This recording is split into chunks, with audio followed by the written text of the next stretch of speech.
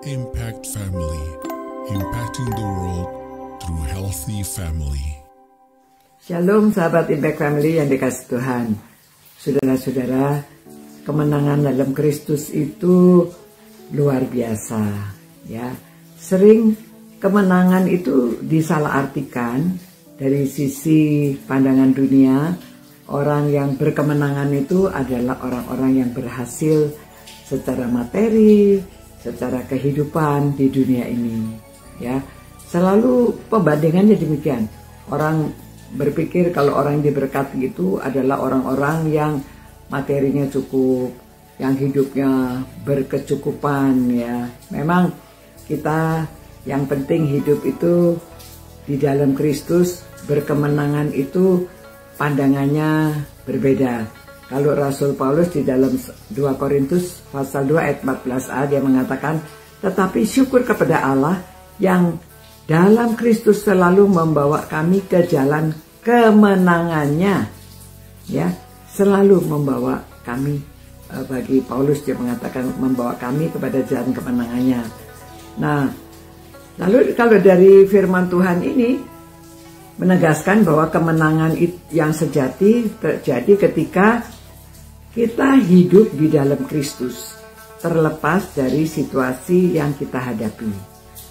Jadi seperti visi kemenangan Allah berbeda dari standar dunia.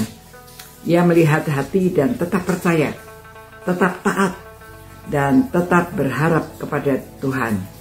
Ya, jadi orang yang konsisten, tetap dalam keadaan apa saja dia tetap percaya dan dia harapannya hanya dia serahkan kepada Tuhan.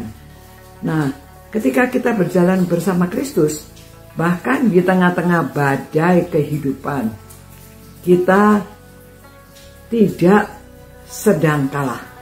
Ya, jadi waktu kita dalam keadaan susah, dalam keadaan terombang-ambing, kita itu bukan sedang kalah, tetapi kita sedang dibentuk, diuji, dan dipersiapkan untuk rencana Tuhan yang lebih besar.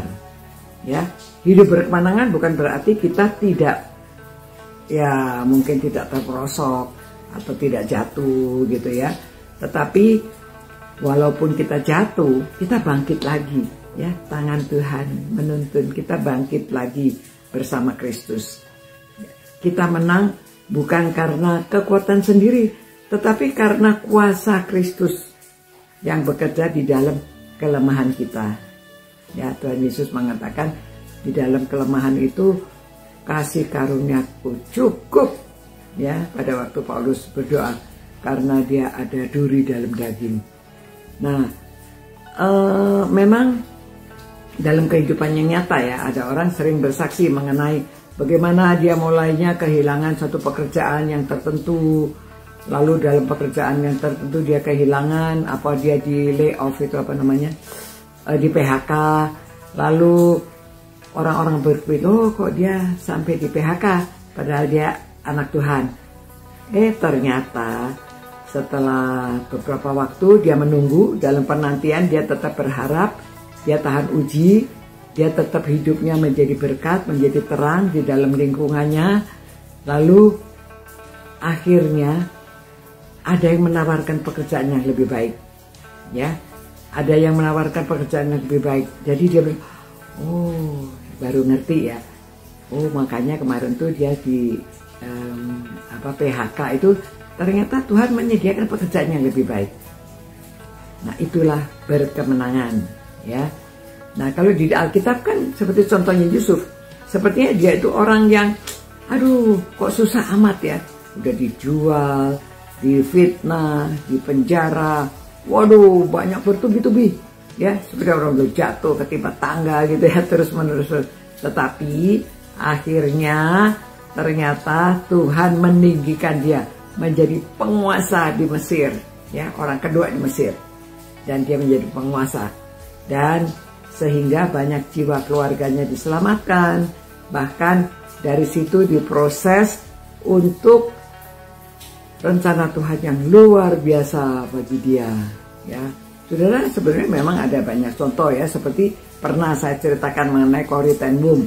Corrie ten Boom itu kan dia orang Kristen yang menolong orang Yahudi melarikan diri, ya, lalu dia sendiri ditangkap, dia dimasukkan ke kamp konsentrasi, tetapi dia di situ tetap beriman.